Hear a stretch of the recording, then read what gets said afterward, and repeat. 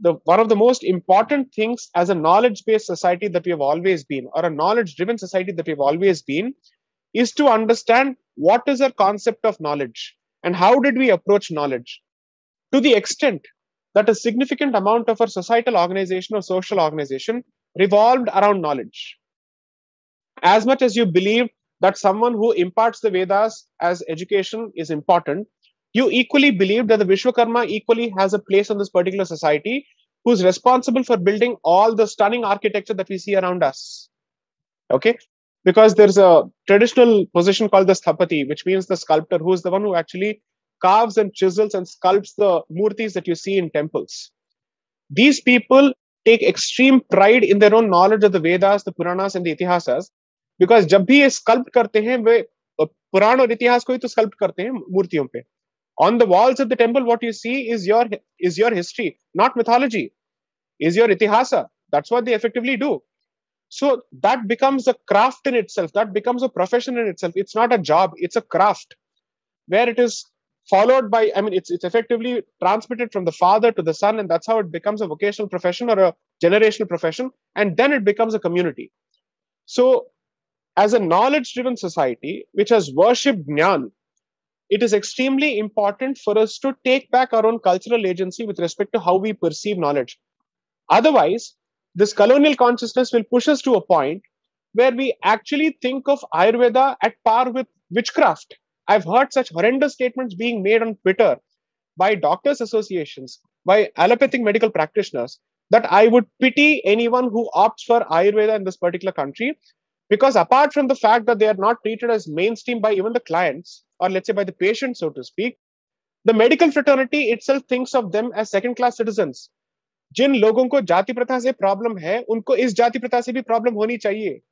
That you effectively have created a caste structure in such an important profession, despite the government taking steps to have recognized this particular medical practice as a mainstream practice.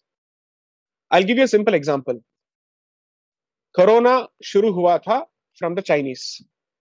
The Chinese system also pushes the virus out and also comes out with Chinese traditional medicine to address the very same problem. मतलब problem का इजाद भी वही करते हैं, उसका solution भी वहीं से भेजते हैं, and they decide to use this very problem as a means to promote Chinese traditional medicine.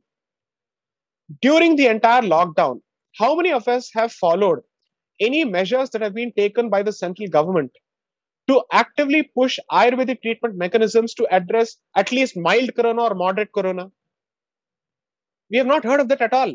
Are you telling me that Ayurveda cannot even be trusted to address basic issues of immunity? Is that your position? There are, from what I hear, I've spoken to quite a few Ayurvedic practitioners because I was trying to help them with certain policy issues. They have close to 6,000 formulations to address a variety of fevers, a variety of imbalances, which is to say, virus kuch bhi ho, as long as I try and address the imbalance between kapha, pitta, and what are the vata, which is the three different forms of energy inside the human body.